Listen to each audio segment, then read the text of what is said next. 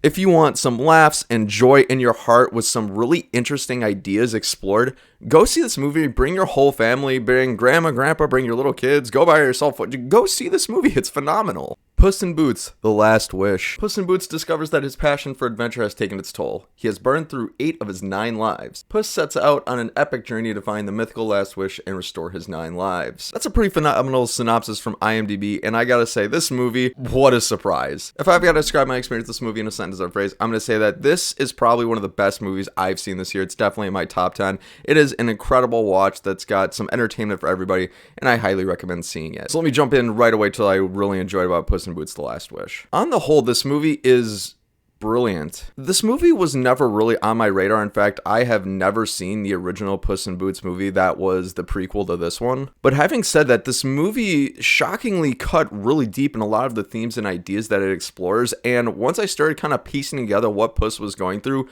I was wowed and amazed. I mean, it really hits some really tough subjects like living your life to the fullest, what it means to have one life, coping with the possibility of death, what's really worth living for, how should you live your life, what would you do if you had the lottery of having a wish? Is it better to walk alone in life, or is it better to have a supporting family around you? All these subjects are touched upon, and it does so in a way that is really funny, really entertaining, never gets old, and is a really seamless experience. And the best part is, all this is done with subtlety. Like, you're not going to be banged over the head with all of these ideas and themes throughout the movie. Like, it frames it and packages it in a way that everybody can enjoy it, whether you're 2 years old or whether you're 90 years old. And for a movie to do that, it's really, really tough. And it's really what the wheelhouse of this experience brings. And speaking the packaging up of these messages, this movie inserts a lot of awesome comedy. For me personally, I'm really tough when it comes to funny moments in movies. However, Puss in Boots: The Last Wish made me laugh at quite a few points. And DreamWorks really pulled out all the stops in order to get me to laugh. They took some really big risks with their comedy they normally don't do in movies, and I respect them for life for that. I can't be too verbose in order to not give away spoilers, but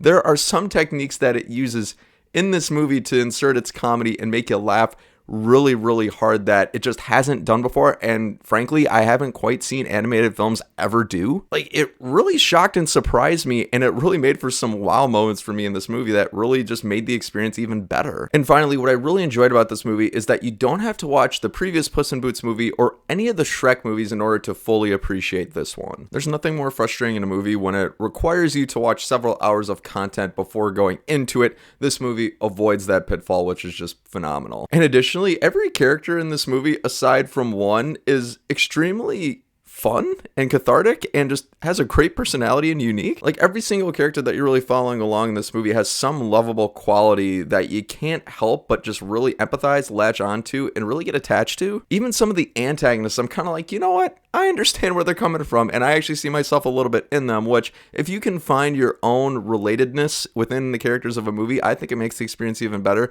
and there's an abundance of that in Puss in Boots. And the main characters, of course, are Puss in Boots, Kitty Softpaws, and Peril, which the chemistry between these 3 characters is palpable and amazing, and it's really brought out in the performance of the voice actors and Antonio Banderas, Salma Hayek, and Harvey Guillen, respectively. These 3 really make this movie work really, really well. They're on screen together for most of the film, and they really enrich the experience and make your just heart pump. Okay, so let me get into what I didn't really enjoy about Puss in Boots: The Last Wish. The only thing that really jumps out to me are just 2 small things. One, I think the pacing is a little bit slow at some points. I would say in about the second act, things do slow down just a little bit. I found myself getting a little bit bored. It takes a little bit while to get going again, but once it does, it's almost like nothing ever really slowed down, which is great. However, does drag just a little bit. And actually, I changed my mind about the second pick, so I'm not even going to include in this video, so let me just give you the overall score. Friends, in the end, if I gotta give Puss in Boots: The Last Wish a score, I'm going to give it a 9 out of 10. I think this is one of the best movies of 2022, and it's an absolute must-see. If you want some laughs and joy in your heart with some really interesting ideas explored,